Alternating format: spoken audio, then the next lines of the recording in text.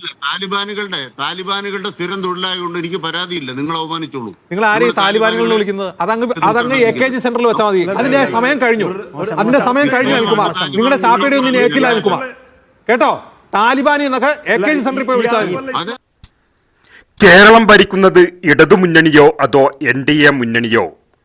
ഇടതുപക്ഷ നയം നടപ്പാക്കാനല്ല ഇടതുപക്ഷം ഭരിക്കുന്നത് എന്ന് പറഞ്ഞത് CPM സെക്രട്ടറി അല്ലേ?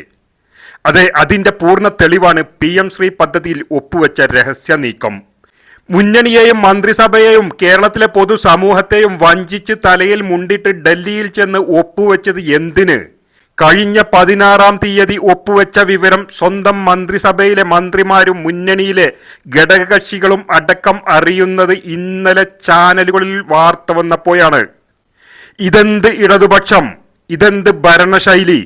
ഇതിനെ ചോദ്യം ചെയ്യുകയും വിമർശിക്കുകയും ചെയ്യുന്നവരെ താലിബാനാക്കുന്ന CPMന്റെ സമീപകാല തന്ത്രം ഇന്നലെയും മീഡിയ വണ്ണിലെ ചർച്ചയിൽ CPM വക്താവ് ആവർത്തിച്ചു. അവതാരകനായ അജിംസിനെ താലിബാൻ എന്ന് വിളിച്ചതേ CPM നേതാവിന് ഓർമ്മയുള്ളൂ. ഈ വീഡിയോ മുഴുവനായി കാണുക. നിങ്ങളുടെ ഘടകകക്ഷിയായ CPM അറിഞ്ഞിട്ടില്ല. നിങ്ങളാണ് അപമാനിക്കുന്നത്, അല്ലാതെ ഞങ്ങളല്ല. താലിബാനുകളുടെ സ്ഥിരം തൊഴിലായതുകൊണ്ട് എനിക്ക് പരാതിയില്ല. നിങ്ങൾ അവമാനിച്ചോളൂ. നിങ്ങൾ ആരെയും താലിബാനുകളെന്ന് വിളിക്കുന്നത്? അതങ്ങ് AKG സെന്ററിൽ വെച്ചാൽ മതി അനിൽകുമാർ. ആ സൈസ് ചാപ്പയൊക്കെ നിങ്ങൾ നമ്മുടെ AKG സെന്ററിൽ കൊണ്ടു വെച്ചാൽ മതി. അതിന്റെ സമയം കഴിഞ്ഞു അനിൽകുമാർ. നിങ്ങളുടെ ചാപ്പയുടെ ഒന്നും ഏക്കില്ല അനിൽകുമാർ. കേട്ടോ, താലിബാനി എന്നൊക്കെ AKG സെന്ററിൽ പോയി വിളിച്ചാൽ മതി. അത് അവിടെ പോയി വിളിച്ചാൽ മതി. ആ കാലം കഴിഞ്ഞു അനിൽകുമാർ. നിങ്ങൾ മനസ്സിലാക്കിയിട്ടില്ല.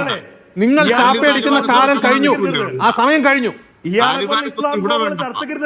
അതെ, ഉത്തരം മുട്ടുമ്പോ ചാപ്പയടിക്കുന്ന ആ കാലം കഴിഞ്ഞു. അതൊക്കെ ഇനി AKG സെന്റർ.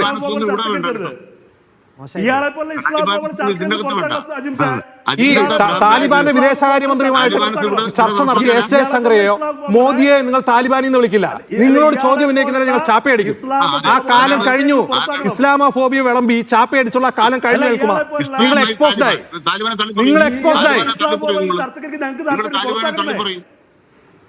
ഇയാളെ പോലെ ഇസ്ലാം ചർച്ചയിൽ നിന്ന് നിങ്ങൾക്ക് എന്താ മടി? ഇയാളെ പോലെ ഇസ്ലാം ഫോമുകളെ നിങ്ങൾ ചർച്ചയിൽ പുറത്താക്കുന്നേ? അനിൽകുമാർ എന്തിനും പറയാനുണ്ടോ? അല്ല അനിൽകുമാർ, ഈ ചാപ്പയടി അല്ലാതെ പറയാനുണ്ടോ? ഒളിച്ചും പാത്തും പോയി ഒപ്പിട്ടതിന് എന്തെങ്കിലും ന്യായീകരണമുണ്ടോ? അത് പറയൂ. ചാപ്പയടിക്കാതെ. പാർട്ടി സെക്രട്ടറി MAV സഖാവ് പറഞ്ഞത് എന്താണ്? ഞങ്ങള് കേന്ദ്ര സർക്കാരുമായി എൻഗേജ് ചെയ്യാൻ ബാധ്യതപ്പെട്ട ഗവൺമെന്റ് ആണെന്ന് പറഞ്ഞു കേട്ടോ. അതിന്റെ അടിസ്ഥാനത്തിൽ ഇടതുപക്ഷ ജനാധിപത്യത്തിന് എന്ത് ചർച്ച ചെയ്യുന്നത് ഈ നയം ഇവിടെ നടപ്പാക്കുന്നത് സംബന്ധിച്ച് ഞങ്ങൾ ഉന്നത വിദ്യാഭ്യാസ മേഖലയിൽ ഫലപ്രദമായി ചെറുത്തിട്ടുണ്ട്.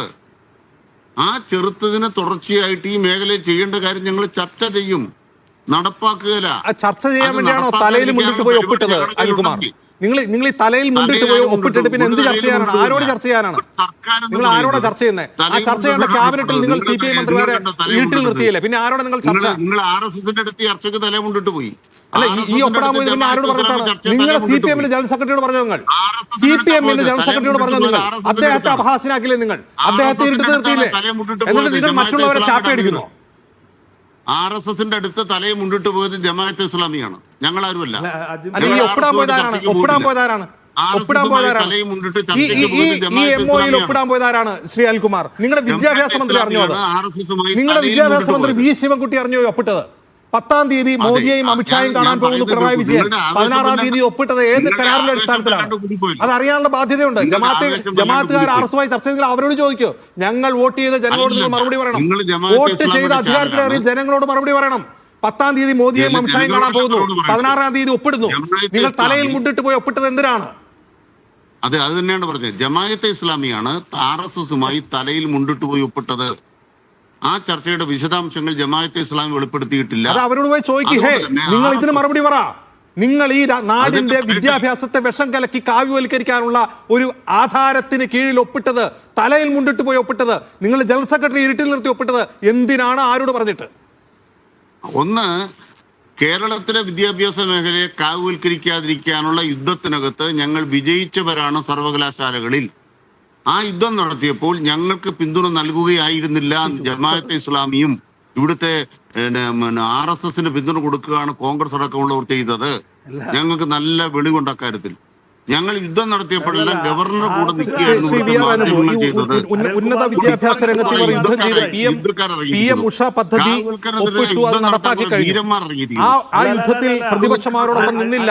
അതുകൊണ്ട് ഞങ്ങൾ ഇത് ഒളിച്ചൊപ്പിട്ട് കളയാമെന്നാണ് വി ആർ അനു. അങ്ങനെയാണോ?